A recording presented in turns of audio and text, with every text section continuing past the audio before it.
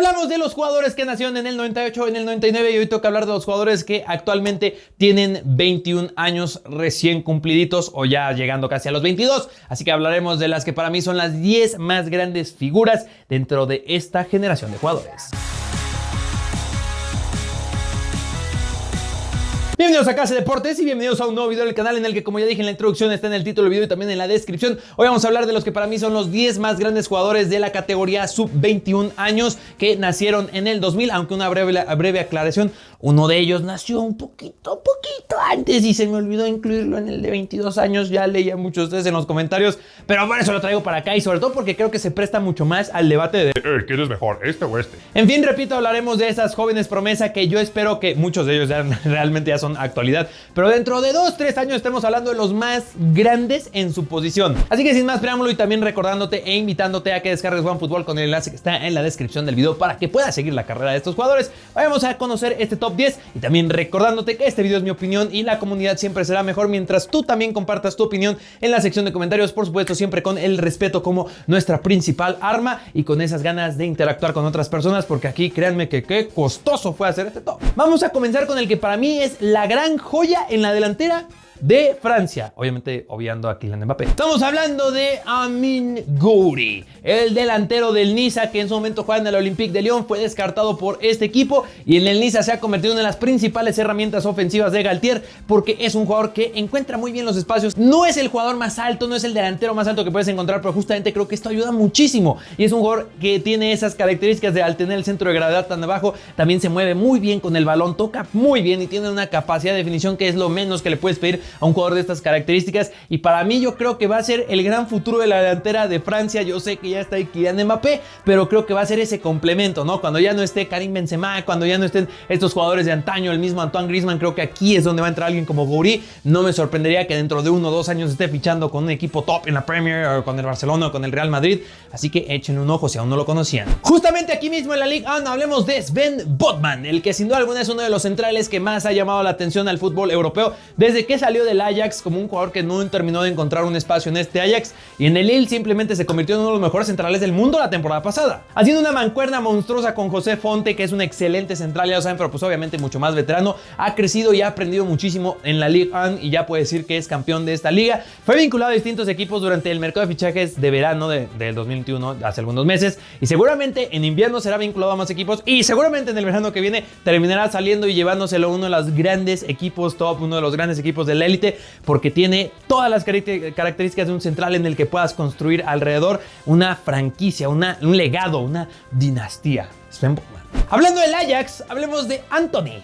Antony es un jugador que llegó un poco de la nada para el Ajax, o al menos ante los ojos públicos no se hablaba mucho de Antony, ¿no? Y además el nombre creo que no ayuda mucho, honestamente, son cosas que ya saben, la marketabilidad tiene mucho que ver en cuestiones como justamente la popularidad de los jugadores, y Antony ya de a poco se ha ido hecho obviamente un nombre mucho más grande porque esa marketabilidad le ha sido dar la vuelta con esa sencillez de su nombre, que es un contraste muy interesante al complejo fútbol que brinda dentro de la cancha Antony y que se ha convertido en una pieza esencial para Erik ten Hag, un jugador sumamente desequilibrante, un jugador con un toque fenomenal, ya sea también para defender, creo que tiene cosas muy interesantes Antony. Tal vez el apartado en el que más se le podría recriminar es el apartado físico, es un jugador que creo que ahí podría todavía, no sé, ganar un poquito de más, aunque eso le pueda restar un poco a esa velocidad y ese desequilibrio que tiene, pero sí que es una de las cosas que se le podría recriminar a Antony, pero aún así para mí es uno de esos nombres que está llamado a ser una de las grandes figuras del fútbol brasileño. No me sorprendería que sea uno de los próximos titulares de la selección de Brasil para Qatar, diagonal Estados Unidos, México, Canadá. Y ahí estuve pensando seriamente si tenía que estar adelante o después, pero creo que sí tiene que estar adelante Vinicius Junior. Así es, Vinicius aparece en esta lista porque yo sé que es un jugador que creo que divide muchísimo la opinión pública. Muchos lo llaman sobrevalorado, algunos dicen que está infravalorado. Yo creo que esta temporada nos sirve muchísimo para ver todo ese potencial que ya mostraba mucho antes, y si algo se le recriminaba era esa capacidad de definición que parece que de a poco lo va dejando cada vez más en el camino, y es un jugador que con todo ese desequilibrio, con ese cambio de ritmo, con ese regate que también te maneja Vinicius a la vieja escuela del juego bonito, y ahora sumado justamente a una capacidad monstruosa de definir, sin duda alguna tiene que estar en este top, chicos. Vinicius Junior no está sobrevalorado, no hay forma de pensar que esté sobrevalorado, es un jugador monstruoso y vamos, que es jovencísimo. 21 años, amigos. Pero para mí hay prospectos más emocionantes que obviamente si lo hiciéramos por posición nos tomaría mucho más videos. Muchísimos más videos, multipliquen como los 5 videos que voy a hacer, pero por 11. Bueno, no 11 necesariamente.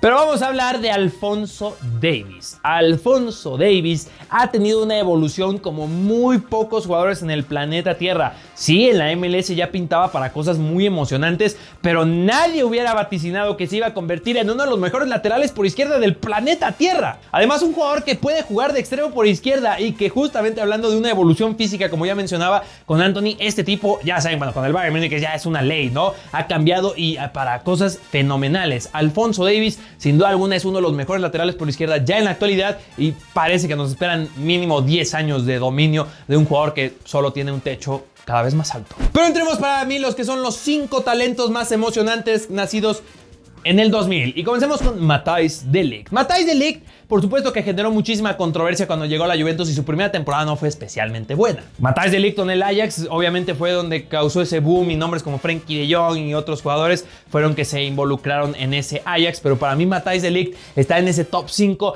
porque ha seguido su evolución, aunque creo que muchos ya le han despegado un poco el ojo y se quedaron con esa imagen de esa primera temporada, pero Matthijs de Ligt sin duda alguna ha crecido muchísimo, ha aprendido muchísimo de Chiellini, ha aprendido muchísimo de Bonucci. Si bien tiene algunas cosas aún por mejorar, sí me atrevo a decir que es uno de los centrales más emocionantes del planeta Tierra. Lo sigue siendo a pesar de que parece que esa imagen o esa percepción es de un jugador como que, promesa que está más cercano. No, chicos, no se equivoquen, de verdad. Matthijs de Ligt todavía tiene un techo gigantesco y no me sorprendería que justamente estemos hablando de uno de los mejores centrales del mundo. Ya no, literalmente haciendo mancuerna con alguien más como los 2 mejores centrales del mundo. Esa es la proyección de Ligt. Y aquí es donde entra la aclaración de la intro porque Joao Félix estrictamente tuvo que estar en el video pasado, pero bueno, entra en este video porque, a ver, por fechas casi. Pero bueno, Joao Félix aparece en esta lista. Es un jugador simplemente deleite para ver. Es un jugador que tiene un movimiento fenomenal con y sin balón. Un jugador que interpreta muy bien los espacios para él proyectarse y convertirse en una arma ofensiva o para él crear oportunidades para sus compañeros. Que si bien se le puede recriminar que pagaron demasiado y tal, sí, yo estoy de acuerdo. Es una cantidad ridícula la que se pagó por él, pero vamos, cuando estamos hablando de uno de los 4 mejores talentos de su edad, de su posición probablemente más que el top 4, creo que ahí se encuentra la justificación que encontró la directiva del Atlético de Madrid para que Joao Félix esté por ahí. Pero, por supuesto, y con un poco de debate y controversia, para mí no es mejor que el siguiente nombre en la lista. Y sobre todo con el siguiente, porque aquí es más bien donde creo que lo pondría al nivel de Jadon Sancho a Joao Félix en ese potencial, en ese talento, en esa carrera hasta ahora, pero el que sigue en la lista ahora sí es donde tal vez va a estar un poco más el debate, porque seguramente muchos se argumentarían, sí, no puedes comparar al Jadon Sancho que hizo en el Borussia Dortmund, que por supuesto Jadon Sancho está pasando por un pequeño bache de adaptación con el Manchester United, pero eso no evita que sea uno de los más grandes prospectos del fútbol mundial, chicos. Es un jugador que te puede jugar por los 2 perfiles y hacer mucho daño por los 2 perfiles, que por supuesto se tiene que adaptar a un esquema como el de Ole Gunnar Solskjaer y estar jugando con nombres como lo son Bruno Fernández, Cristiano Ronaldo, Paul Pogba, pero de a poco creo que justamente va a llegar a ese mote de estrella y puede tomar el mando del Manchester United como uno de los más grandes jugadores en el planeta Tierra. Ahora sí, el hot take es el siguiente. Joao Félix y Jadon Sancho sí están en mi top 5, pero creo que un peldaño y medio arriba, o sea, como que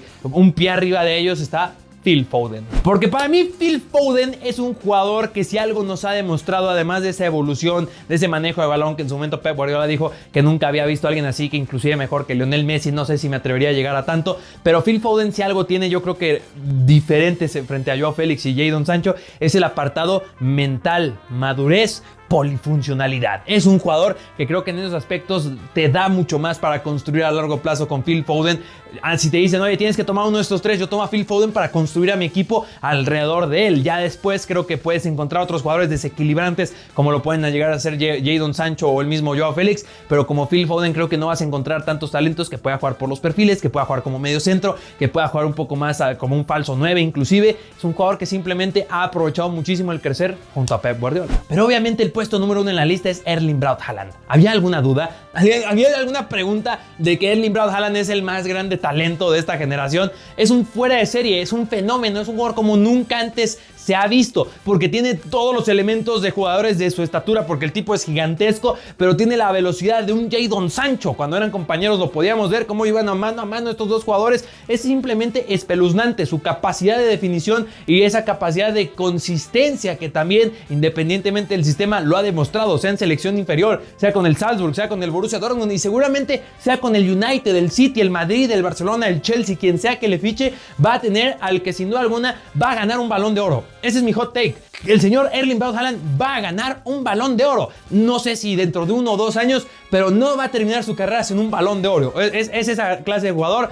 Si Lewandowski no gana un Balón de Oro, creo que Erling Braut Haaland sí tiene como ese techo muy a lo Robert Lewandowski, que tal vez termine en el Bayern Múnich. Pero bueno, chicos, estos son para mí los 10 talentos más emocionantes nacidos en el 2000. En la sección de comentarios, ¿tú qué talentos tienes? ¿Este orden estás de acuerdo? ¿Tú los pondrías en otro orden? ¿Qué harías tú? ¿Añadirías a alguien más? ¿Quitas a alguien? ¿Estás de acuerdo con algo lo que dije o no? Y por supuesto, ayúdame a compartir este video a través de mis redes sociales, compartiendo en Twitter, compartiendo en Instagram, compartiendo en Facebook y por supuesto, también te espero por allá en Discord para las charlas ahí que se ponen muy interesantes y en Twitch, donde también te invito a que te suscribas para que actives tu suscripción y actives tu apoyo a KC y lo que seguimos haciendo, seguimos creciendo y seguimos buscando mucho más contenido. Por eso también en la sección de comentarios te invito a que también si tienes alguna duda, sugerencia o comentario, no la dejes por ahí. Damas y caballeros, eso fue Toño por este video. No olviden comer frutas y verduras y que no solemos.